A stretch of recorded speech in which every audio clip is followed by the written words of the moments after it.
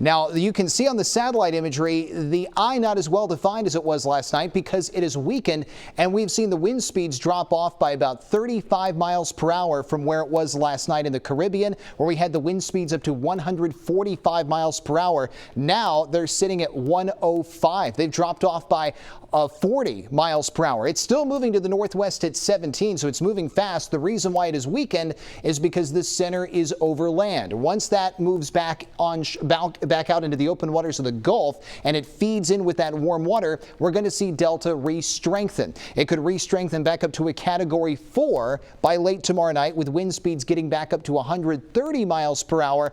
But because of the speed and because of the forward motion that this thing is pushing with, we could see it make landfall Friday afternoon instead of Friday night. But the track has been really consistent the last few runs on this thing making landfall in central or southwestern Louisiana between Lake Charles and New Orleans, mainly around Lafayette near Baton Rouge. The blue line represents where the eye, where the center of Delta will be. You remember when we had Sally roll through, the eye moved directly over us. It made landfall in Gulf Shores, and it moved at a crawl, and we were dealing with sustained winds of over 100 miles per hour for hours and hours on end. Not the case with this. The center is going to make landfall far away from us. This thing's going to move much faster, and it's going to weaken much faster. But that doesn't mean we're out of the woods. We're going to be to the east of the center, which is known as the bad side. So there is going to be the risk of coastal flooding. There's going to be the risk of storm surge and isolated tornadoes as this feature begins to approach the Louisiana coastline. So we will still have to watch things very carefully,